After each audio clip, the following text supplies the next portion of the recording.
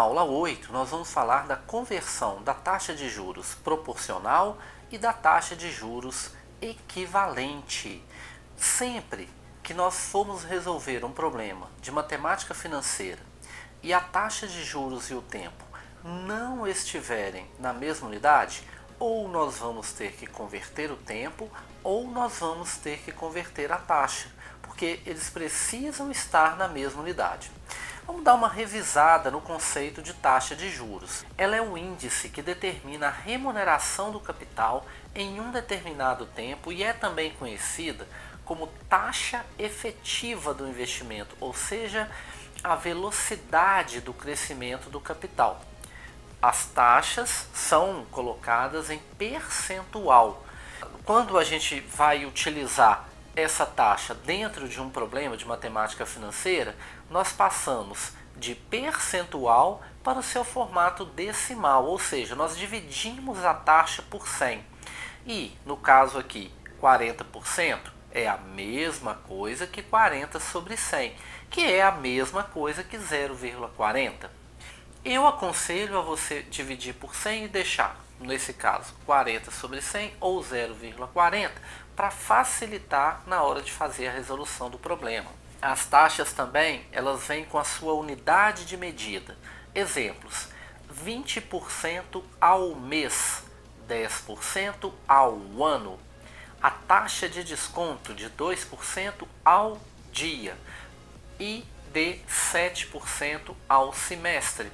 Nesse caso, significa que a cada semestre há uma taxa de 7%. A caderneta de poupança, que é um dos exemplos que a gente gosta de utilizar, ela é remunerada em média por 0,40% ao mês. Então, se você tiver R$1.000 aplicado no dia 5 de um mês, no mês seguinte você vai ter R$4 de remuneração do capital. Por quê? 0,40% de R$1.000 que dá R$4. O detalhe mais importante entre tempo e taxa de juros é a relação que há entre eles. O tempo e a taxa de juros precisam estar na mesma unidade. Por isso precisamos ter a ideia de como converter a taxa e como converter o tempo. Nos problemas que nós fizemos até aqui, nós deixamos como sugestão a conversão do tempo, exceto nos problemas de prestação, de PMT, de anuidades. Nos outros todos é possível fazer a conversão do tempo. Para isso são 3 passos apenas: passar o tempo todo para dias, verificar a unidade da taxa em dias e dividir o tempo em dias pela unidade da taxa em dias. Esse método é 100% garantido. É óbvio que a gente sabe que 12 meses é a mesma coisa que um ano, ou que um trimestre são 3 meses, mas no caso de um problema mais elaborado, 2 anos, 3 meses e 15 dias, esse método aqui é bem interessante. Mas agora, nesse vídeo, a gente vai falar mais da taxa de juros, tá? Tanto a proporcional quanto a equivalente. O detalhe é que essa dinâmica de você passar o tempo todo para dias pode ajudar também na hora de converter a taxa. No caso, o dia, a menor unidade, falando do calendário comercial, é 1. A quinzena são 15 dias, o mês são 30 dias, o bimestre são 60 dias, o trimestre 90 dias, temos também o quadrimestre 120 dias, o semestre 180 dias e o ano comercial tem 360 dias. É muito importante dizer que há uma diferença entre a taxa proporcional e a taxa equivalente. É que a taxa de juros proporcional é utilizada nos juros simples e a taxa de juros equivalente é utilizada nos juros compostos. Esse detalhe é muito importante porque se a gente fizer a conta com o juros simples usando a taxa equivalente, vai ficar invertido, vai dar um resultado que não é o adequado. E vice-versa, né? Se a gente fizer um problema de juros compostos, fazendo uma conversão de taxa proporcional, também não vai dar o resultado adequado.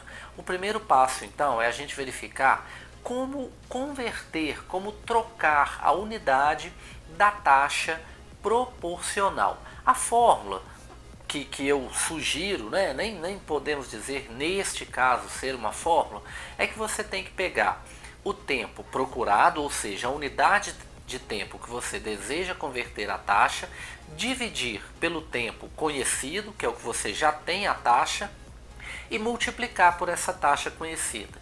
Então nós temos IP, que é a taxa procurada, é igual ao tempo procurado dividido pelo tempo conhecido, multiplicando pela taxa conhecida.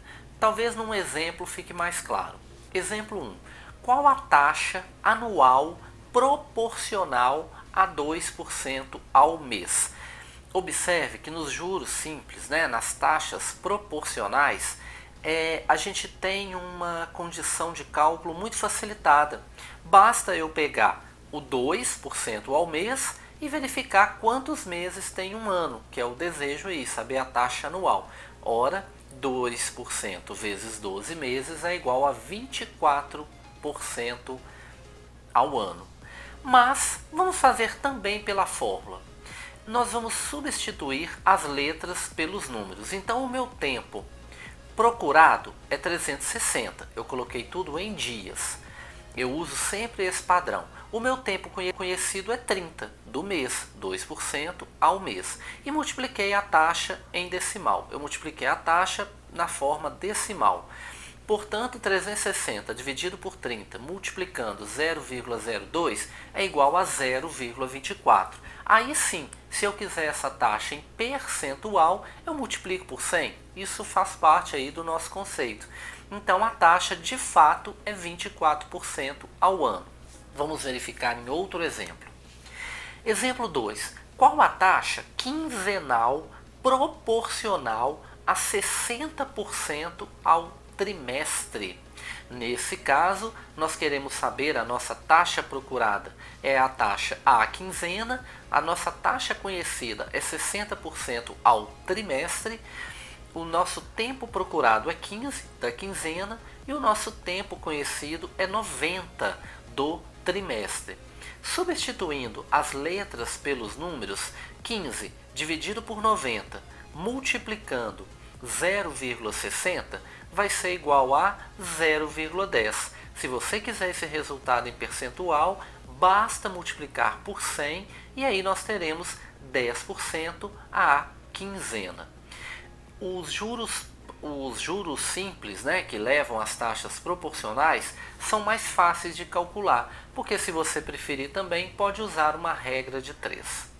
Já as taxas equivalentes relativa aos juros compostos têm uma fórmula ligeiramente mais complexa.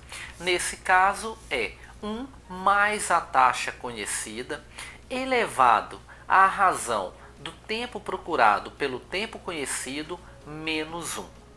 Bom, vamos ver num exemplo como que trabalha essa fórmula, porque, exemplo, qual a taxa quinzenal equivalente a 1% ao dia? Se fosse nos juros simples, nas taxas proporcionais, a gente poderia rapidamente dizer que é 15%, né? 1% ao dia vezes 15 dias nas taxas proporcionais seria 15% à quinzena. Mas não, aqui são juros compostos e, portanto, uma taxa equivalente. A gente tem então que substituir as letras pelos números. 1 mais 0,01, que é a taxa colocada em decimal, o nosso tempo procurado é 15, relativo à quinzena, e o nosso tempo conhecido é 1, relativo ao dia. 15 dividido por 1 é 15. Então, 1,01 elevado à 15ª potência menos 1 é igual a 0,1609. Estou usando 4 casas decimais, aconselho no mínimo 3 casas decimais. Eu desejo esse resultado em percentual, por isso eu multipliquei por 100 e encontrei então 16,09% à quinzena. Veja que há uma diferença entre os juros simples, né, as taxas proporcionais e os juros compostos das taxas equivalentes. Por isso, o cálculo tem que ser feito quando a gente precisar da conversão. Vamos a outro exemplo. Qual a taxa mensal equivalente a 12% ao ano? Se fosse nos juros simples, a gente teria uma taxa de 1%, porque bastaria eu dividir 12% por 12, que são os meses do ano.